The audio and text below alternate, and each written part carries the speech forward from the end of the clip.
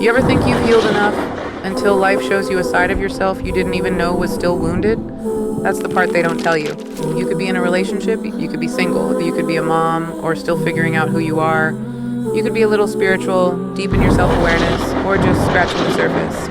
And still, you'll hit a wall one day that forces you to face something you swore you already handled. This episode is for every woman who thought she was good, thought she was done, thought she was above the chaos, until the chaos came in a new form: a man, a child, a trigger, a silence, a change in her own body she couldn't ignore. Watch this until the end, because what I'm about to say isn't a cute healing reel. It's a reality check for women at all stages, whether you're in your glow-up or knee-deep in grief, because healing isn't a milestone, it's a spiral.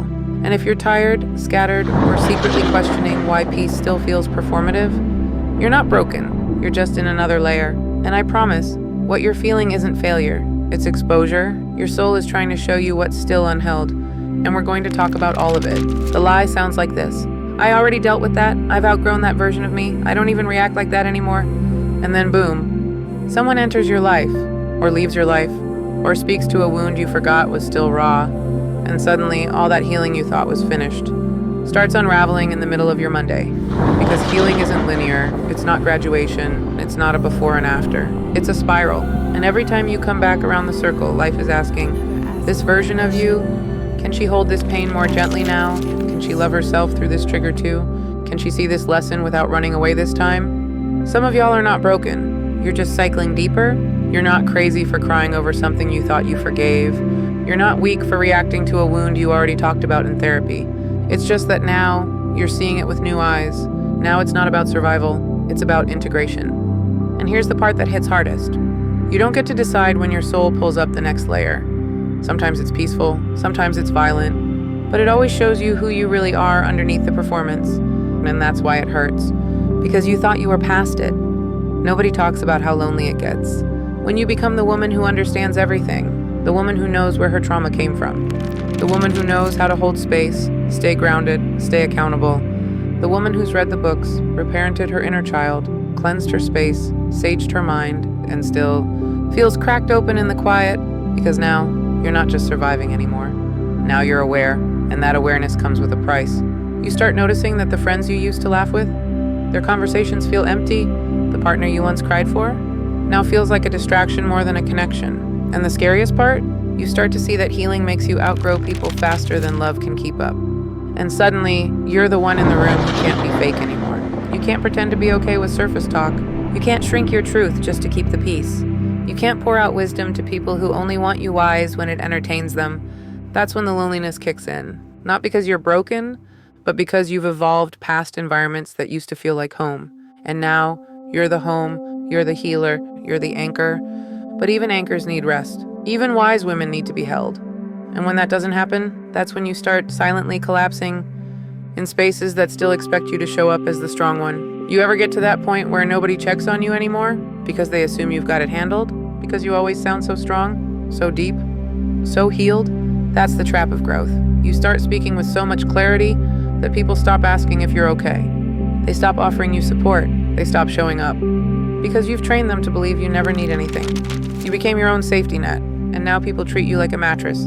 Software reliable, always there, but never seen as the one falling. They'll quote your posts, they'll send your words to their friends, but they won't ask if you've eaten. They won't ask what it costs you to be the one with the wisdom all the time. Because people love the light you give them, but they rarely know how to sit in the shadows you're still fighting through. That's what healing alone does. It teaches you how to hold yourself, but sometimes at the cost of being held at all. And when that becomes your normal, you don't even know how to ask for help without feeling like a burden. You don't even know how to say I'm tired without following it up with a disclaimer.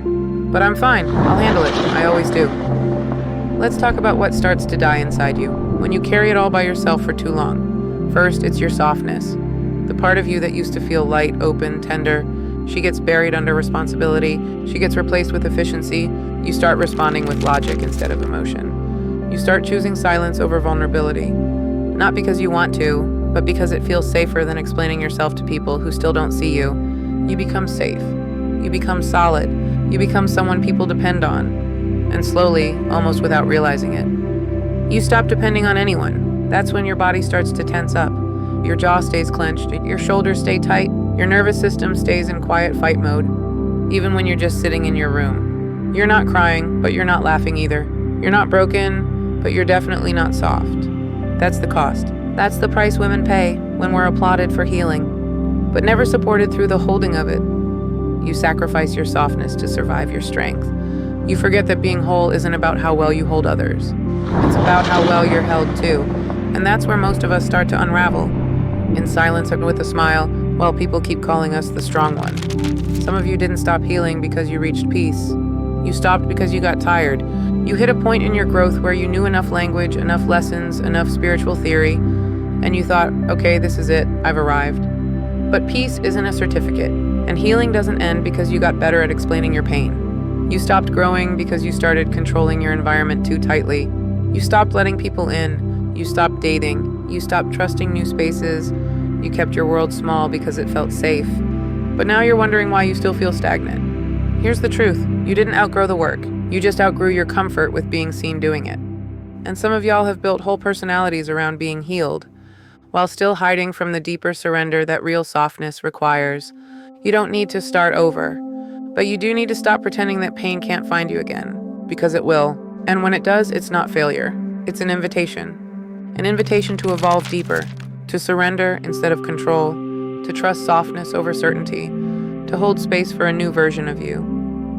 Even if she doesn't sound like the version you posted about last year, you ever just feel it coming? The spiral, the shutdown, the energy drop, that slow wave of, damn, I thought I was doing better.